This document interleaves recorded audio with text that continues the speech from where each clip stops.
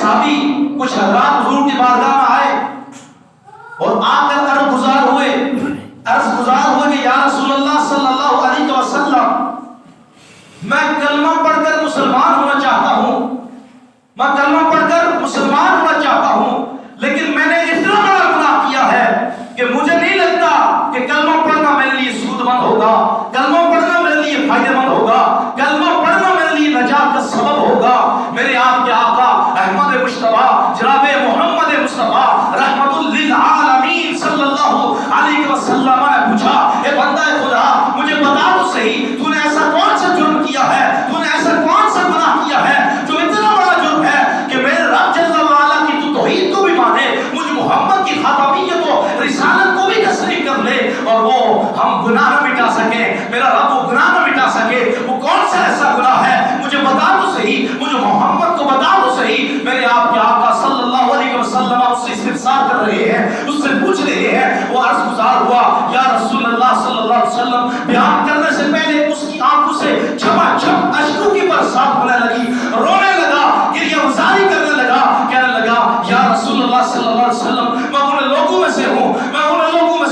جنہوں نے اپنی بیٹیوں کو زندہ دفن کیا ہے، جنہوں نے اپنی ننھے کلیوں کو، اپنے ننھے ٹھنوں کو اپنے ہاتھوں سے زندہ دفن کیا ہے۔ یا رسول اللہ صلی اللہ علیہ وسلم، حضور نے فرمایا بتا کیا واقعہ ہے؟ کہنے لگا میں کہیں سفر پر چلا گیا، میری جو زوجہ تھی وہ حاملہ تھی، زوجہ میری اس بچے امید سے تھی، اور جب میں واپس آیا تو دروازے پر دستک دی گئی، دروازہ نوک کیا گیا،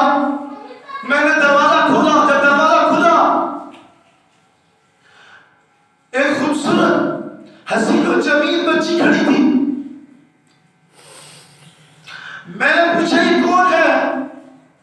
اس نے کہا مرحبا یا ابی، اے میرے باپ تجھے خوش آمدید ہو، خوش آمدید۔ میں بڑا حیران ہوا کہ یہ لڑکی بچی کون ہے، اور میں اندر آیا، میری زوجہ نے باہر سے دیکھا، میں کافی عرصہ بعد آیا تھا، بچی میری کافی بڑی عمر کی ہو چکی تھی، تو میں جب سامنے آیا تو میری زوجہ نے مجھے دیکھ کے پہچان لیا اور کہنے لگی کہ یہ تمہارے بابا ہیں، اور میرے سرتاج یہ تمہاری بیٹی ہے۔ جب میں نے سنا کہ یہ میری بیٹی ہے اور یہ تو کافی عمر کی ہو چکی ہے اور کافی بڑی لگ رہی ہے، تو میں اس کو اپنے لیے گالی سمجھتے ہوئے میں گھٹنوں کے بل آ گیا، میں شرمسار ہو گیا کہ معاشرے کے اندر میں کیا منہ دکھاؤں گا کہ میرے تو بیٹی رکھی ہوئی ہے، میرے گھر میں بیٹی بھی ہے، میں تو لوگ مجھے گالیاں دیں گے، میری تو سٹیٹس معاشرے میں گر گیا، میرا تو بلند رتبہ جو تھا وہ تو گر گیا، اب میں وہ منہ کیا دکھاؤں گا، لوگوں کے سامنے کیسے جاؤں گا، اہل قریش کے پاس کیسے جاؤں گا، یہ تو میرے لیے گالی ہے۔ تو اس نے کیا کیا، اس نے اپنی بیگم کو کہا اس کو صحیح طرح سجاؤ، اس کو سنوارو، اس کو تیار کرو، میں اس کو جنگل کی طرف لے کے جاتا ہوں۔ اور اس کو تیار کیا گیا، برسوں کی ترسی ہوئی آنکھیں، برسوں کی ترسی ہوئی اپنے باپ کے پیار کو ترسی ہوئی وہ آنکھیں،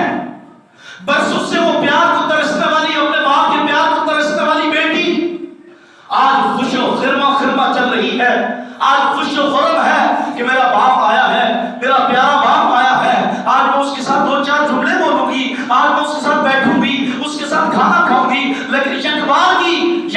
ہی باپ کہتا ہے اٹھو بیٹی آج چلتے ہیں، گھومنے چلتے ہیں، بیل پھرنے چلتے ہیں۔ وہ کہتا ہے میں اپنی بیٹی کو لے کے نکلا، جنگل کی طرف گیا، ساتھ میں نے کچھ کھدائی کا سامان بھی لیا، اور وہاں چل کر میں نے کھدائی شروع کر دی، آگے جنگل میں کھدائی کھودتا رہا۔ بیٹی جب میرے کپڑوں پر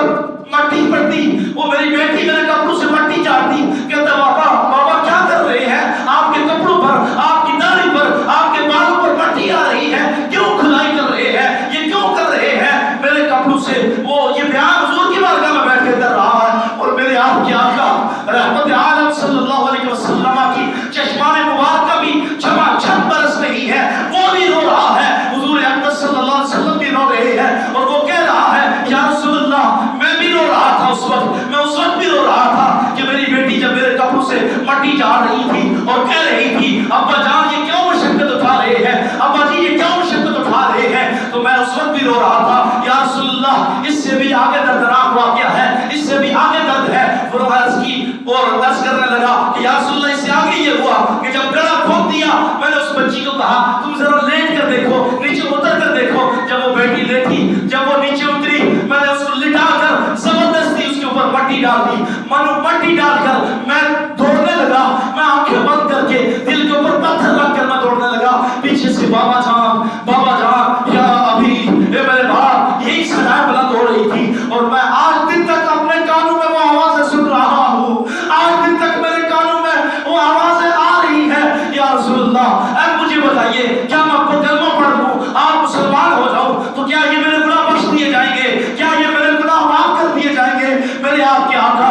احمد مجتبیٰ رحمت دو عالم نبی کریم احمد مجتبیٰ شفیع معظم صلی اللہ علیہ وسلم نے ارشاد فرمایا, اے گناہگار شخص, اے جس نے اپنی بیٹی کو زندہ در دور کر دیا, اے وہ شخص جس نے اپنی معصوم ننھی کلی کو زندہ در دور کر دیا, زندہ دفن کر دیا, اس کو اپنے پیار سے محروم کر دیا. سن, تو نے جرم تو بہت بڑا کیا ہے, تو نے گناہ تو بہت بڑا کیا ہے, مگر تمہیں مبارک ہو کہ تو ایسے دین کے اس سائے میں آ گیا ہے کہ میرا دین جو میں لے کر آیا ہوں, جو مجھے میرے رب نے کلمہ عطا فرمایا ہے, وہ یہ کلمہ ہے کہ جس کو کوئی گندگی میں لتھڑا ہوا بھی آتا ہے, یہ اس کو خوشبودار کر دیتا ہے.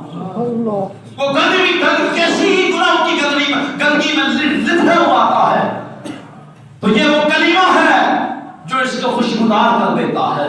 جو اس کو پاکیزہ کر دیتا ہے, جو اس کو خوشبو والا کر دیتا ہے. یہ وہ حال ہے, یہ وہ بیان ہے جو میرے اور آپ کے آقا صلی اللہ علیہ وسلم کی آمد سے پہلے تھا.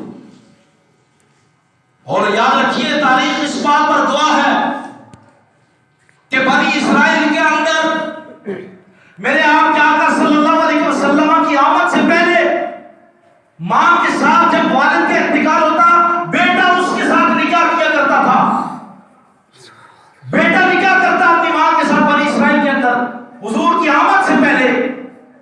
اور جو لڑکا, جو جوان, جو اولاد اپنی ماں سے نکاح نہ کرتی, اس کو پسند نہ کرتی, اس کو بازار کے اندر اس کے لیے بولی لگوائی جاتی تھی. اس ماں کے لیے بولی لگائی جاتی کہ اتنے درہم کی, اتنے دینار کی لے جاؤ, اس کو لونڈی بنا دو اپنی ماں کو. بہن کی بولیاں لگائی جاتی, اگر کوئی زندہ بچ جاتی اس کی بولی لگائی جاتی, ورنہ اس کو زندہ دفن کر دیا جاتا, بیٹیوں کو زندہ دفن کر دیا جاتا. اور سنو, میرے آپ کے آقا صلی اللہ علیہ وسلم کی آمد ہوئی, میرے آپ کے آقا جلوہ فرما ہوئے, میرے آپ کے آقا رحمت عالم صلی اللہ علیہ وسلم جلوہ گر ہوئے. حضور جب تشریف فرما ہوئے, حضور نے فرمایا نادانو, حضور نے فرمایا وہ کم عقلو, جب کسی کے پاس رقم آ جاتی ہے, جب کسی کے پاس اعلیٰ قسم کا خزانہ آ جاتا ہے, وہ کہتا ہے میں اسے سنبھال کر رکھوں, یہ کل کام آئے گا, یہ میرے کام آئے گا. تو تیرے ہاتھ میں رب نے وہ خزانہ دیا ہے. اور نادان منڈیوں میں اپنی ماں کو بیچنے والے فرمایا الجنت تحت اقدام الامہات, یہ وہ قیمتی چیز ہے جس کے قدموں میں میرے رب نے, مجھ محمد کے رب نے جنت رکھی ہوئی ہے. یہ بیچنے والی چیز نہیں ہے, یہ فروخت کرنے والی چیز نہیں ہے, یہ وہ عظیم خزانہ ہے جو تیرے ہاتھ میں آیا ہے. اس کی قدر کر, اس کی قدر کر, یہ وہ خزانہ ہے. میرے آپ کے آقا نے فرمایا, سنو لوگوں, جس کی ماں زندہ ہے, جب وہ محبت کے طرح, محبت کے ساتھ اپنی ماں کی طرف دیکھتا ہے, اللہ رب العالمین اس کو 70 مقبول حج و عمرے کا ثواب عطا فرماتا ہے. اپنی ماں کی طرف محبت کے ساتھ دیکھتا ہے. ابو ہریرہ بول پڑے, کہنے لگے یا رسول اللہ, ماں کے ساتھ تو بندہ کافی دیر ہوتا ہے, تو یا رسول اللہ بار بار پیار سے دیکھتے رہے, تو پھر حضور نے فرمایا ابو ہریرہ اگر کوئی 70 مرتبہ بھی دیکھتا ہے, اللہ پھر بھی 70 مرتبہ سے اجر عطا فرمائے گا. 70 حج و عمرے کو سے اجر عطا فرمائے گا. یہ 70 کا جو ورڈ آتا ہے, یہ 70 کا جو لفظ آتا ہے, یہ حضرت اقدس نبی کریم صلی اللہ علیہ وسلم نے جو اپنی زبان حق ترجمان سے ادا فرمایا, وہ اس لیے عربی میں بولا جاتا ہے کہ کسی کام کی زیادتی کے لیے بار بار کرنے کو 70 کہہ دیا جاتا ہے. جتنی مرضی کر تجھے اتنا ہی اجر دیا جائے گا. وہ ماں عظیم ہستی ہے. آج اگر عورت مارچ کے نام پر, فریڈم آف سپیچ کے نام پر, ہیومن رائٹس کے نام پر گندگی کھولی جائے اور عورتیں باہر نکل کے کہیں ہمیں حقوق دو, میں نے کہا بیٹی, یہ ہماری بہن, یہ ہماری ماں, تجھے حیا کیوں نہیں آتی؟ تو اللہ اور اس کے رسول صلی اللہ علیہ وسلم کے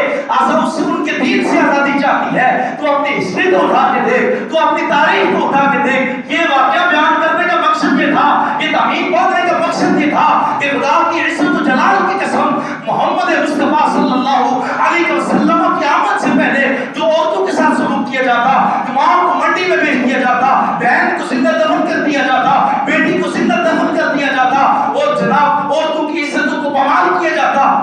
تو میرے آپ کے آقا صلی اللہ علیہ وسلم ترجمہ فرما ہوئے، حضور جب تشریف لائے لوگ بیٹیوں کو زندہ دفن کر دیتے تھے، حضور نے فرمایا نہ کرو، فاطمہ یا فاطمہ، اے میری فاطمہ بیٹی، وہ میری فاطمہ جو ہے، فاطمہ تو بضعۃ منی، فاطمہ میرے جگر کا ٹکڑا ہے، یہ بیٹیاں میرے جگر کا ٹکڑا ہے، فرمایا بیٹیوں کو زندہ دفن نہ کرو، یہ تو رحمت الہی ہے، الولد ریح الجنہ، یہ تو جنتی پھول ہے، ان کو زندہ دفن نہ کرو، ان کی عزت کرو، ان کی قدر کرو، کہ یہ رحمت الہی کے نزول کا سبب ہے، جس گھر میں بیٹی پیدا ہوتی ہے رب کی رحمتوں کی جناب والا چمچم برسات ہوتی ہے، رب کی رحمتیں اس گھر پر برستی ہے۔ لیکن یہی بیٹی آج اٹھ کر اگر باپ کو کہے، خدا کی عزت کی قسم میں نے اپنے کانوں سے سنا ہے، اپنے کانوں سے سنا ہے، ایک بیٹی کو باپ نے مارا، رات کو تاخیر سے گھر آئی، رات اس نے مارا کہ تو اتنی رات کو کہاں تھی؟ اس نے کہا کہ آج کے بعد آپ نے مجھ سے بدتمیزی نہیں کرنی۔ کچھ دن گزرے، وہ باپ کا جناب وہ انتقال ہو گیا، قتل ہو گیا، تحقیق کرنے پر پتہ چلا اس بیٹی نے، اس لڑکی نے اپنے باپ کو قتل کر دیا۔ جب لڑکی پکڑی گئی، تھانے میں گئی، تو کہا گیا کیوں قتل کیا؟ کہا اس لیے کہ یہ مجھے اپنے دوست، اپنے یار سے نہیں ملنے دیتا تھا۔ یہ مسلم معاشرہ ہے، ان لوگوں کی اصلاح کس نے کرنی ہے؟ مسلم سوسائٹی کے اندر نکل کر یہ اوباش لوٹیاں، یہ اگر کہیں کہ ہمیں اللہ سے آزادی چاہیے، رسول اللہ سے آزادی چاہیے، اللہ کے دین سے آزادی چاہیے، تو نکل جاؤ، یورپ کی سرزمینیں تمہارے لیے کھلی ہے، وہاں چلی جاؤ، پاکستان کی سرزمین پاک لوگوں کی ہے، یہاں پاکیزہ لوگ ہی رہیں گے، پاکیزہ لوگوں کے رہنے کی جگہ ہے۔ یہ 8 مارچ کو آپ کے اسلام آباد میں یہ واقعہ ہوا ہے، نبی پاک کو کھلی گالیاں دی گئی، پیغمبر نے کوئی ایکشن نہیں لیا، حکومت نے کوئی ایکشن نہیں لیا، ایسا لگتا ہے جیسے حکومت کھلی چھٹی دے رکھی ہے اس نے، اور لوگوں کو کہا ہوا ہے کہ تم اللہ اس کے رسول کو گالیاں دو، لبرلزم کو پروموٹ کرو، سیکولرزم کو پروموٹ کرو، کوئی مسئلہ نہیں۔ تو اللہ اکبر جل شانہ، جو ایسی لڑکیاں، جو ایسی اوباش میں آپ کو وہ جو نعرے لگا رہی تھی، جو انہوں نے وہ جناب پیراگراف بنا کے وہ لٹکائے ہوئے تھے، میں آپ کو ایک ممبر رسول کے تقدس کا خیال نہ تو میں آپ کو سناتا، خدا کی عزت کی قسم، باشعور باغیرت آدمی وہ سن کر زمین میں گڑ جاتا ہے۔ یار عجیب بات ہے، ہماری بہنیں بیٹیاں یہ کوئی یورپ سے نہیں آئی، مسلم معاشرے کی بیٹیاں ہیں، یہ جو کلبوں کی زینت بنتی ہے، ڈانس بار میں جو جاتی ہے، ڈانسنگ کرنے والی، یہ شادی بیاہ پر کچھ نہیں کرنے والی، یہ ہمارے مسلمانوں کی بیٹیاں ہیں۔ کیوں؟ وجہ کیا ہے؟ یہ بے راہ روی کے شکار ہونے کی وجہ ان کے ماں باپ، ان کے بڑا بھائی ہے۔ میں نہیں کہہ رہا، اللہ کے رسول نے فرمایا کل یہ ایک لڑکی 4 مردوں کو لے کے دوزخ میں جائے گی، جب اکیلے جانے کا حکم ہوگا تو کہا جائے گا کہ اس لیے میں اکیلی نہیں جاؤں گی، باپ کو بھی بھیجو، اس نے روکا نہیں، بڑے بیٹے کو بھی بھیجو، اس نے روکا نہیں، بڑے بھائی کو بھی بھیجو، اس نے روکا نہیں، میرے شوہر کو بھی حکم دو کہ اس نے مجھے روکا نہیں، 4 مردوں کو لے کے دوزخ میں جائے گی۔ تو آج غور کرو، جو لوگ کو ایجوکیشن کے نام پر ہمارے بچوں کے اندر زہر گھول رہے ہیں، لڑکیاں اور لڑکوں کی مخلوط تعلیمات کو دے کر اور کہہ رہے نہیں جی دل پاک ہونا چاہیے، مولوی صاحب آپ کا ذہن گندا ہے، میں نے کہا ہمارا ذہن نہیں گندا، رب العالمین کا فرمان ہے، ذہن گندا ہو یا ستھرا ہو، بات رب کے فرمان کی ہے، حبیب پاک کے فرمان عالی شان کی ہے۔ حضور نے فرما دیا کہ العینان تزنیان، آنکھیں زنا کرتی ہے، غیر محرم کو دیکھنا زنا ہے، اس کی طرف آنکھ اٹھانا زنا ہے، تو تم کہاں سے پاکیزہ ذہن والی آ گئی؟ ہمیں درس سکھاتی ہو؟ اللہ رب العالمین فرماتا وَقَرْنَ فِي بُيُوتِكُنَّ وَلَا تَبَرَّجْنَ تَبَرُّجَ الْجَاهِلِيَّةِ الْأُولَىٰ، اپنے آپ کو بناؤ سنگار کر کے باہر نہ نکلو جیسا کہ زمانے جاہلیت کی عورتیں نکلا کرتی تھی، چست پجامے پہن کر، موٹر سائیکلوں کی، وہ تو حضور علیہ السلام نے 1400 سال پہلے بیان کروا دیا، فرمایا جنت کے اندر داخل ہونا تو بڑی دور کی بات ہے، وہ مرد جنت کی خوشبو نہیں پا سکے گا۔ عرض کی یا رسول اللہ کون؟ فرمایا دیوس۔ کہا یا رسول اللہ دیوس کون ہے؟ فرمایا جو اپنی محرمہ کو، اپنی بیٹی بہن، والدہ اور بیوی کو لے کر فحش العریانی کو پروموٹ کرے،